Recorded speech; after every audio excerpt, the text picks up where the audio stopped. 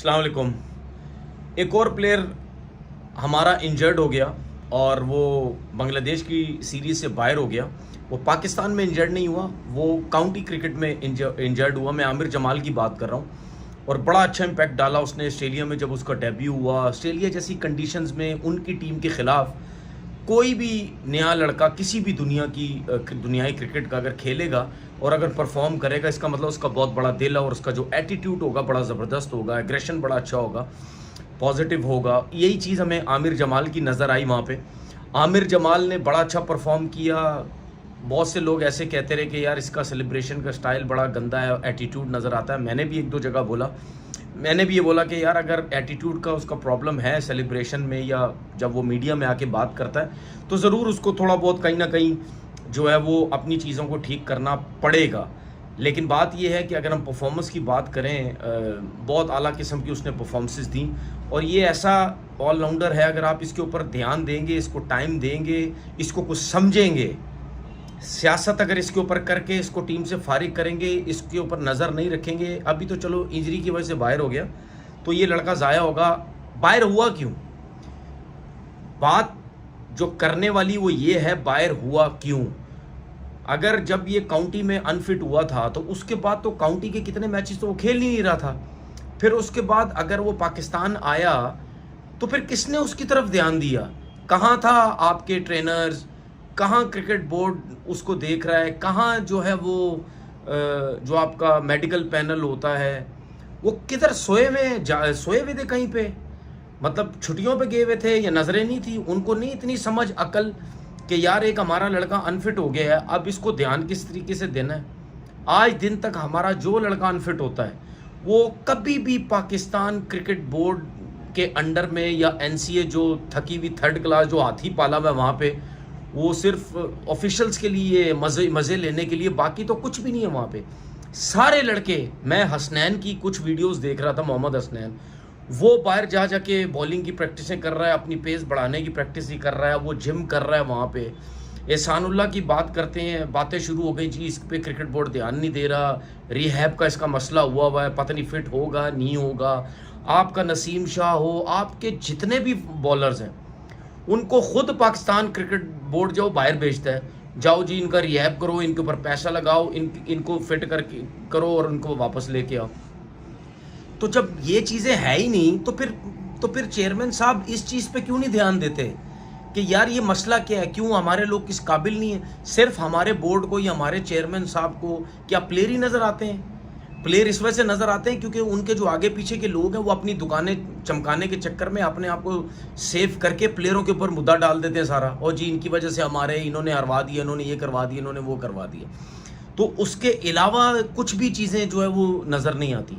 अब मुझे एक बात बताएं ना कि जब ये क्या नाम है इसका, आमिर जमाल जब अनफिट था, अच्छा जब 17 लड़कों में इसका नाम था, मुझे उसी टाइम ही बड़ी हैरानगी हुई। मैंने बोला यार ये जो है इसकी फिटनेस पता नहीं कैसी है, ये अनफिट होके आया हुआ। अच्छा एक टाइम पे मैंने सोचा, मैंने शायद यार पाकिस्तान क्रिकेट बोर्ड के जो मेडिकल पैनल के लोग हैं या जो ट्रेनर्स हैं वो इतनी अकल आ गई उनके अंदर, शायद वो इतने अकलमंद हो गए हैं या इतने बड़े हीरो हो गए हैं कि उन्होंने फिट कर दिया आमिर जमाल को। एक टाइम पे मैंने ये सोचा, लेकिन जब बाहर हुआ तो मुझे अकल आई, मैंने समझ आई, मैंने बोला यार शायद मैं गलत ही था, ये बिल्कुल क्या बोलते हैं नालायक लोग हैं, इनमें अकल शक्ल तो है नहीं, इसीलिए आमिर जमाल जो है वो फिट ही नहीं हो सका। और सोने पे सुहागा आप ये देखो कि जो तालियां बजानी चाहिए, ये सिलेक्शन कमेटी हमारी जो आई है, जो वकार यूनुस भी देख रहा हो, यूसुफ भी, असद शफीक की भी, और जो भी, इनके लिए क्लैपिंग होनी चाहिए।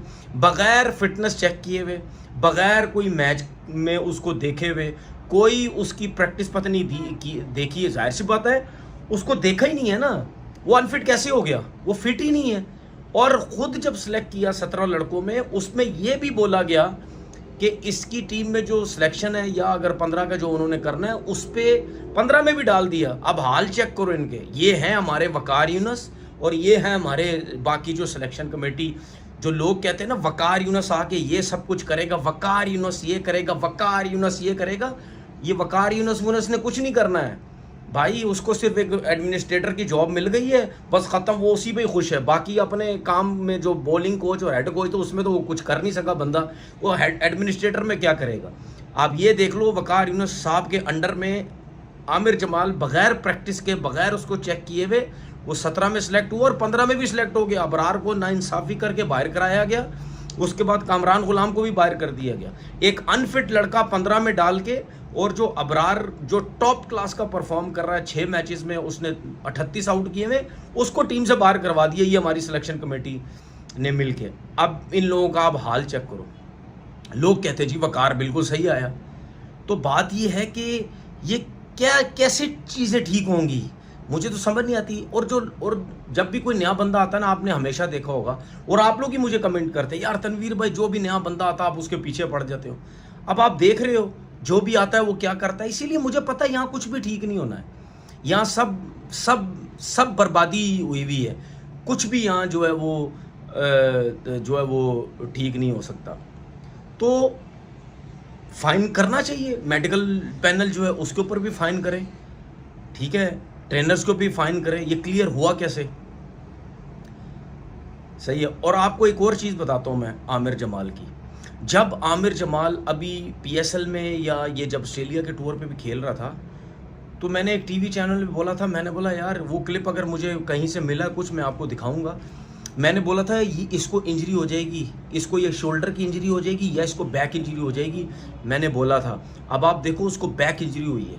वो बैक इंजरी क्यों हुई, बैक इंजरी यूँ हुई, मैं अब थोड़ा सा कैमरा पीछे कर लूँ आपको ज़रा थोड़ा सा क्लियर होके हर चीज़ नज़र आ जाएगी। इसको बैक इंजरी क्यों हुई, देखें ये जो आपका नॉन बॉलिंग आर्म होता है ना, ठीक है, ये जब आप खोलते हैं ना, खोलने के बाद आपकी ये साइड पे लॉक होता है, ठीक है, ये नेचुरल होता है, लॉक होता है, बाहर की तरफ नहीं जाता, ठीक है। इसका जो हाथ है ना, इसका हाथ जो आमिर जमाल का वो इधर आके लॉक नहीं हो रहा था, वो ऐसे निकल रहा था, बिल्कुल बॉडी से बाहर की तरफ जा रहा था। जब आप इतनी फोर्स के साथ आते हैं ना तो आपका हाथ ऐसा सीधा आता नहीं है जब लॉक नहीं होता। लॉक होने का मतलब ये होता है कि आपकी बैक को सपोर्ट मिलती है जब आप वो रिलीज करते हैं, ठीक है, वो सपोर्ट मिलती है। तो फिर जब लॉक होता है उससे फिर आप पावर लगती है, आपकी बैक की भी हिप्स की भी पावर लगती है। जब आपका हाथ ऐसे बाहर निकल जाएगा ना, तो फिर जब आप पीछे से तेज भागते हुए आएंगे, तो जब हाथ बाहर निकलेगा तो आप जब तेजी से बॉल रिलीज करते हो तो बैक जब आपकी कमर जो नीचे बैंड होती है तो उस पूरी कमर पे लोड पड़ता है, क्योंकि ये वाला हाथ तो लॉक ही नहीं हुआ आपका, ये बाहर निकल गया। तो ये रीजन था जिसकी वजह से मैंने बोला था कि आमिर जमाल अनफिट हो जाएगा या आमिर जमाल का शोल्डर पे इंजरी हो जाएगी, क्योंकि जब आपका हाथ यहाँ लॉक भी होता है ना तो इस पर भी शोल्डर को मतलब यानी एक रिलीफ मिलता है। और अगर आप फोर्स के साथ तेजी से शोल्डर बाहर लेके जाएंगे तो ये शोल्डर भी आपका उड़ सकता है, जिसकी वजह से मैंने बोला था कि ये इंजरी हो जाएगी और आमिर जमाल को इंजरी हुई, ठीक है। नसीम शाह का मैं दोबारा बोल दूं आपको, नसीम शाह शोल्डर की इंजरी से वापस आया है, नसीम शाह को दोबारा इंजरी होने के चांसेस हैं। उसकी वजह ये है क्योंकि जब वो बॉल रिलीज करता है, देखिए हमेशा एक चीज़ नोट करना कि जब आप गैदर पे आते हैं ना, तो गैदर पे आपकी जो बॉडी है वो बिल्कुल स्ट्रेट होनी चाहिए, ना पीछे हो ना आगे हो।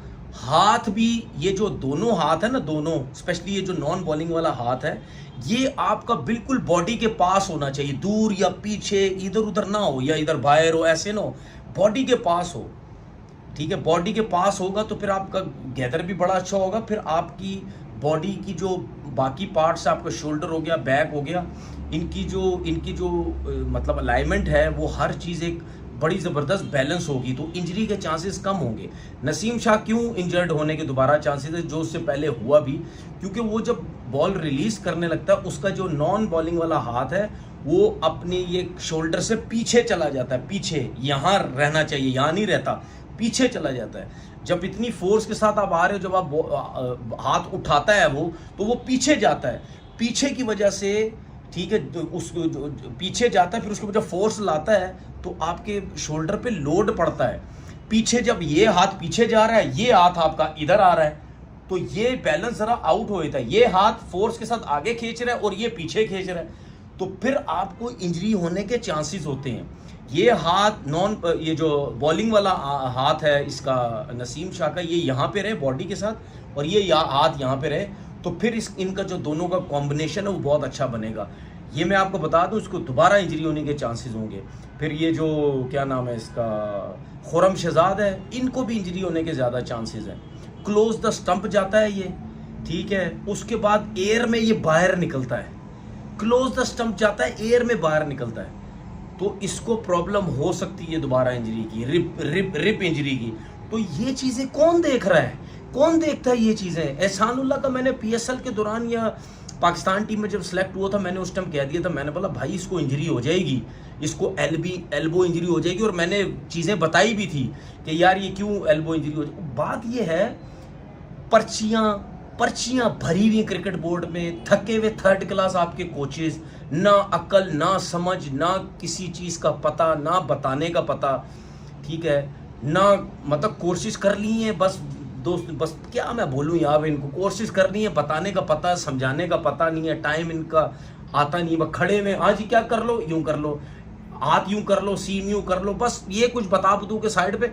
इनको पता ही नहीं है कि ड्रिल्स किस तरह करवाई जाती हैं, कैसे बॉलर्स के ऊपर काम किया जाता है। अगर मैं गलत हूं तो मुझे एक बॉलर ये बता दे बड़ा इन्होंने काम कर दिया आज दिन तक, पिछले कोई पता नहीं 30 साल से अकेडमी जो बनी हुई हैं, इनसे कोई काम का बॉलर निकाला है, मुझे कोई एक बंदा बता दे। इतने बड़े तुरम खान ये कोच इन्होंने रखे हुए हैं, कोई है? मेडिकल पैनल आपका थका हुआ अनफिट सारे बाहर चल जाए तो कुछ भी नहीं हो सकता, यहाँ पे कुछ भी नहीं हो सकता, ठीक है ना। तो ये आपके कोचेस के हालात हैं और ये आपके सिलेक्टर्स के हालात हैं। थोड़ा सा मैं नोमान अली की बात कर लेता हूँ। देखिए, नोमान अली का किसी ने मुझे मैसेज किया कि यार आप नोमान अली की बात करें। नोमान अली हो गया 37 साल का, लेकिन मैं ये समझता हूँ 37 साल का तो हो गया है, लेकिन बात ये है कि उसने श्रीलंका के खिलाफ आखिरी इनिंग में 7 आउट किए हैं। तो जब एक बंदे ने 37 साल की उम्र में 7 आउट किए तो कैसे वो पाकिस्तान टीम से बाहर हो सकता है? जो मुझे ऐसा लगता है, हो सकता है मैं गलत हूँ, क्योंकि ये जो सिलेक्शन कमेटी है इसमें वकार यूनुस का भी हाथ है। अब हो सकता है वकार यूनुस, मैं गलत भी हो सकता है वकार यूनुस ने बाहर करवाया, क्योंकि जब मैं आया था टीम में, मैं आई थिंक 33 या 34 साल का था, तो वकार यूनुस बड़ी बातें तंज मारा करता था मुझे, बातों बातों में, कभी हंस हंस के 33 हो गए हैं, 34 हो गए हैं, ये हो गया वो हो गया, आउट भी करूँ तो उस पर भी और जी गेंद नहीं पहुंच रहा, तेरा फलाना नहीं कर रहा, ये हो रहा वो हो रहा, इस किस्म की ना मतलब फजूल सी वो बंदा मेरे साथ बातें करता था। तो हो सकता है शायद उसके कहने पे जी 37 का है, मैं वकार की बात नहीं कर रहा, मैं उसके अलावा भी सिलेक्टर हो सकता हूँ, उनका वो भी कह रहे हो कि 37 को हो गया जी इसको बाहर करो, ठीक है ना। तो ये रीज़न भी हो सकता है, लेकिन अगर 37 साल में उसने 7 आउट किए हैं एक इनिंग में आखिरी टेस्ट मैच के, तो फिर वो कैसे पाकिस्तान टीम से बाहर हो सकता है?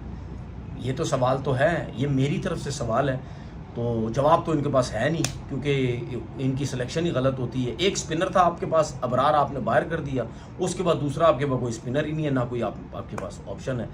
हो सकता है कि इन्होंने इसको सेलेक्ट नहीं किया हो क्योंकि ये यंग लड़कों की तरफ जा रहे होंगे।